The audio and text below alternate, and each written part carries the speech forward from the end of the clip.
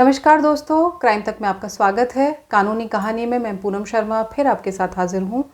आज की कानूनी कहानी में बात करेंगे स्वास्थ्य के अधिकार को लेकर और साथ ही भारत की लचर स्वास्थ्य व्यवस्थाओं को लेकर।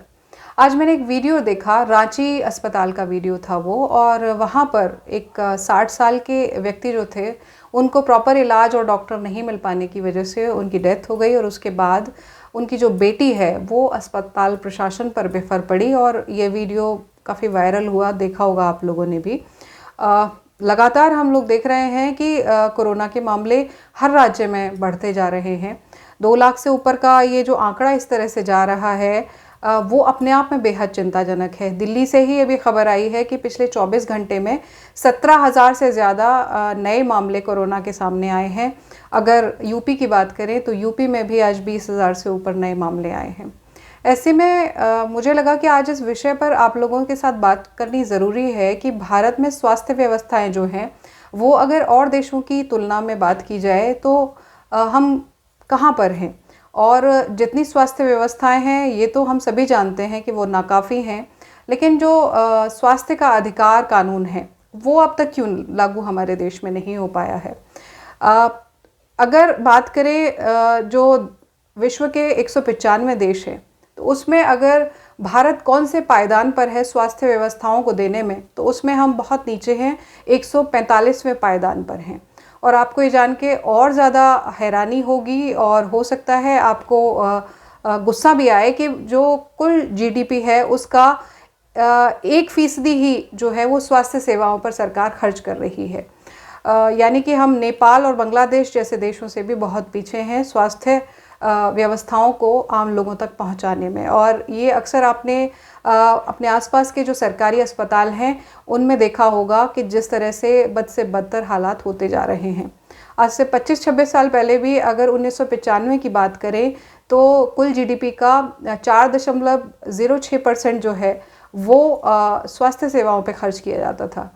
और अब स्थिति और लगातार जो बेहतर होनी चाहिए थी वो और बदतर होती जा रही है, क्योंकि रक्षा से जुड़े हुए चीज़ों पर लगातार सरकार खर्च कर रही होती है और तमाम जो चीज़ें होती हैं वो प्रायोरिटी में है, लेकिन जनता का जो स्वास्थ्य है वो चाहे राज्य सरकार हो या फिर केंद्र सरकार हो वो उनकी प्रायोरिटी में शामिल नहीं है।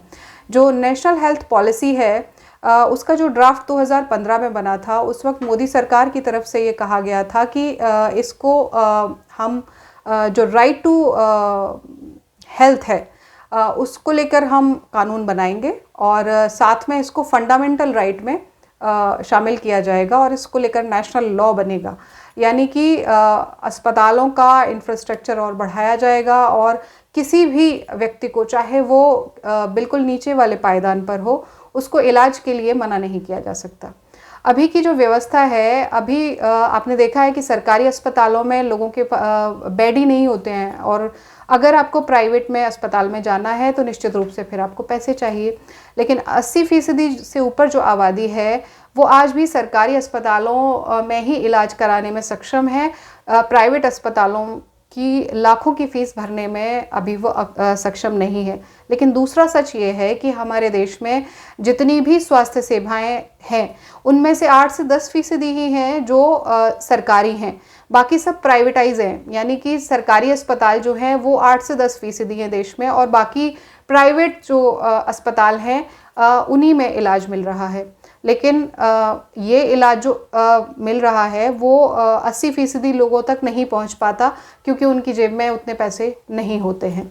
तो अब सवाल ये है कि फिर ऐसी स्थिति में जब इंफ्रास्ट्रक्चर बढ़ाने की ज़रूरत है, स्वास्थ्य सेवाओं को और बेहतर करने की ज़रूरत है, जो स्वास्थ्य से जुड़े हुए एक्सपर्ट हैं उनकी देश में इतनी कमी है, उनको बढ़ाने की ज़रूरत है, तो फिर जैसे हम सभी लोगों को शिक्षा का अधिकार है, हम सभी लोगों को राइट टू इन्फॉर्मेशन के तहत कोई भी जानकारी लेने का अधिकार है, वैसे ही राइट टू हेल्थ का राइट हमारे पास क्यों नहीं है।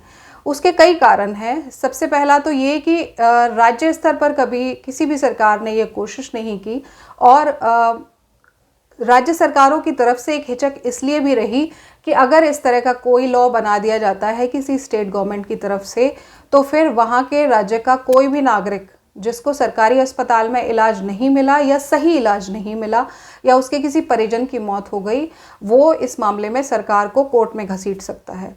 और अगर वो अपने केस को जीतता है तो फिर जो कोर्ट की तरफ से हर्जाना किया जाएगा वो भी सरकार को ही भरना पड़ेगा। अगर केंद्र सरकार की बात की जाए तो चाहे बीजेपी की सरकार रही हो या कांग्रेस की सरकार रही हो, राइट टू हेल्थ कभी उनकी प्रायोरिटी में उस तरह से रहा ही नहीं। हालांकि इसकी सबसे ज़्यादा ज़रूरत आज देश को है। कोरोना के मामले लगातार जो बढ़ रहे हैं और हम देख रहे होते हैं, अगर दिल्ली की ही बात करें तो दिल्ली सरकार को एक अलग से नोटिफिकेशन लाना पड़ता है कि प्राइवेट बहुत सारे जो अस्पताल हैं उनको कोविड अस्पताल घोषित किया गया है हाल में। इससे पहले भी पिछले साल भी ऐसा किया गया। उसकी ज़रूरत इसलिए पड़ी क्योंकि सरकार के पास अपना इंफ्रास्ट्रक्चर, अपने अस्पताल, अपने सरकारी डॉक्टर्स इतने हैं ही नहीं कि सभी को इलाज मिल सके। अभी तो कोरोना की वजह से इमरजेंसी जैसे हालात हैं, लेकिन अगर आप नॉर्मल रूटीन में भी देखें तो लोगों को अपना इलाज कराने के लिए सरकारी अस्पताल में 1 से 1.5 साल तक का इंतज़ार करना पड़ता है। मान लीजिए किसी को कैंसर से जुड़ा अपना इलाज कराना है और देश में वो मान लीजिए दिल्ली में एम्स में आता है, तो 1 साल, 1.5 साल, 2 साल पुरानी तारीखें आगे मिलती हैं। मतलब अगर व्यक्ति 6 महीने जी रहा है तो उसको इलाज मिल ही नहीं पाएगा, क्योंकि जब तक 2 साल बाद उसका नंबर आएगा तब तक तो वो पहले ही बीमारी से मर चुका होगा। और ऐसी स्थिति में मान लीजिए उसका कोई परिजन केस करना चाहे अस्पताल पे या सरकार पे तो नहीं कर सकते, क्योंकि राइट टू एजुकेशन की तरह हमारे पास राइट टू हेल्थ का कानून है ही नहीं देश में। तो सरकार की कोई ऑब्लिगेशन ही उसमें नहीं है कि आपको हम स्वास्थ्य सेवाएं नहीं दे पाए। और अगर कोई व्यक्ति इतना गरीब है जिसके पास अस्पताल और डॉक्टर का खर्चा उठाने के लिए पैसे नहीं है और इस वजह से उसकी मौत हो जाती है, तो ऐसे में सरकार की ये जिम्मेदारी में शामिल ही नहीं है। इसीलिए लंबे समय से बात हो रही थी कि इसको भी जैसे राइट टू एजुकेशन है वैसे ही राइट टू हेल्थ भी जो है वो आम लोगों के पास होना चाहिए।